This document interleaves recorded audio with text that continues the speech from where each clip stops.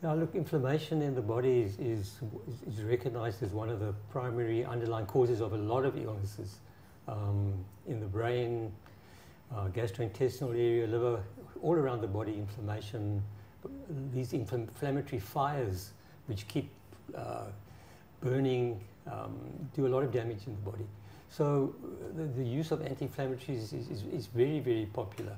I think part of the problem we have today is that people often think of natural anti-inflammatories and drugs which are used for inflammation in the same kind of way. And that's a problem not only with natural anti-inflammatories, but with natural products right down the line. Whether you talk about a natural anti-cancer or a natural antibiotic, there's often the kind of idea that we have around this, that these natural products are working like drugs. And it's a misconception, I think, which needs to be understood much more clearly. The fact is that any anti-inflammatory drug is seriously toxic. I mean, 20,000 Americans die of anti-inflammatory poisoning in America. They all end up in hospital from bleeding ulcers. 100,000 end up in hospital. 20,000 die. So there's an enormous amount of mortality and morbidity from drugs, for the simple reason that drugs are powerful, seriously powerful. And because they're powerful, they can have seriously side effects. Natural products, on the other hand, don't poison you. You can take a whole lot of curcumin. I'm sure you could probably drink the whole container of curcumin, and you're not going to die. You may get some diarrhea, you may get some mild side effects, but it's not going to kill you because it's not, strictly speaking, a poison. And you're not using curcumin for its poison effect. A drug is being used for its toxic effect on the body. And one has to be careful in understanding that difference. So curcumin is not used to block a biochemical process like an anti-inflammatory. Curcumin is, the body itself has a whole range of anti-inflammatory mechanisms. It needs to have that because if you cut yourself, you get inflammation over there, and that inflammation is part of the healing potential that's going on in order to heal that area. But after a while, that inflammatory process has to be stopped. You can't have an inflammatory process going on and on and on. So inflammation comes in, does the healing, inflammation has to be controlled. So the body has inflammatory components and anti-inflammatory components. So natural anti-inflammatory agents are working to support the body's own natural anti-inflammatory processes. So they're not working in a toxic kind of way, they're working in a supportive way. So all natural products, when I think of natural products, I'm thinking, how do I support health? Well, to support health, I need what the body needs in order to support health. And what the body needs to support health, there's no deficiency of drug in the body. There are deficiencies of natural products. Vitamin C, vitamin D, vitamin E, all these are natural products which are used by the body. If you look at the liver detox processes, phase 1 and phase 2, phase 1 needs nutrients, phase 2 needs nutrients in order for the liver to function optimally. So what the body needs is nutrients, and those nutrients are readily available in all the foods we eat. It's interesting from what we see is we have people so often trying to treat a complex illness such as cancer or rheumatoid arthritis or perhaps have depression or diabetes, and they're using a treatment protocol which may involve drugs or even natural substances. However, when we check things like blood work, they're deficient in iron, they're deficient in vitamin D, they're deficient in all these vital nutrients, and so the body never has an opportunity to work optimally, and we expect it to function, recover, and become well, where it's completely deficient in things that are so necessary for it to be optimal. So I think this is one of the big challenges we face as people.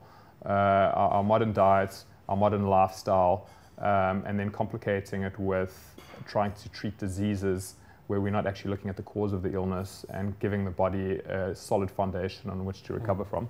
Yeah, I think that what you're saying is quite correct, because I always say to people that nobody's functioning at more than 60% capacity. Even young people are functioning only at 50-60% capacity today. I mean, 40% of Americans are deficient in magnesium, 30% in selenium, vitamin D maybe 80%. So the amount of nutritional deficiencies are profound in people. So you can't expect the body to be functioning at an optimal way. So that is certainly a major problem, is that our fruit sources today are grown in soil that is deficient. The fruits are sprayed. And so today, with all the toxins in the environment, we can't function anymore at 60% capacity as people used to, maybe. We need to function at a much higher capacity in order to deal with all the toxins in the environment, the toxins falling out of the air, in the water supply, everywhere where there's so much toxins today. So that's part of the reason for the increase in cancer that we're seeing, is the enormous amount of toxins on the one hand, and the fact that people's capacity to function at in an optimal way is falling, actually. We're not increasing the body's ability to function optimally. And then when you've got something like curcumin, which is not well absorbed, you know.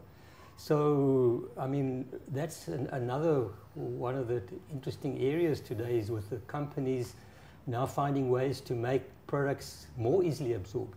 They need to find these products because our gastrointestinal tract is becoming dysfunctional. And if curcumin itself is not normally well absorbed, we need to find ways to get it better absorbed. And I know that a product which you're involved in by curcumin, yes. Maybe you can just talk about that. Turmeric is the whole plant, and curcumin is a component of turmeric. So 2 to 5% of turmeric is curcumin. So the research indicates that curcumin is this powerhouse within the turmeric that delivers all of these benefits that we appreciate through the research. However, getting sufficient amounts of curcumin into the body becomes the challenge. So the research is typically using between 4 to 12 grams of curcumin. So if you had to translate that into whole turmeric, you can see you've got to consume enormous amounts of turmeric to really get the benefit of curcumin. So companies have produced curcumin-specific supplements, and the problem there has been this bioavailability. It also is not active for very long in the body, and so this means that people would need to take doses throughout the day, and this results in a compliance issue too. A company called Arjuna has developed a curcumin extract called BCM95. And this is, as it stands today, the world's leading extract with respect to bioavailability. And what makes this product so significant is that they've done it completely naturally. And when I say that, they've used no artificial substances or chemicals or processes to enhance the bioavailability of curcumin. What they've done is they've gone back to the actual turmeric itself, and they've extracted essential oils from the turmeric, and they've combined that with their curcumin, as well as micronizing the curcumin. And the result of that is that we're delivering curcumin in a natural state, as it would be from nature. And so it naturally has this food state bioavailability. When they've conducted clinical studies on the bioavailability, we know that it delivers on average 7 times more free curcumin into the body than standard curcumin supplements.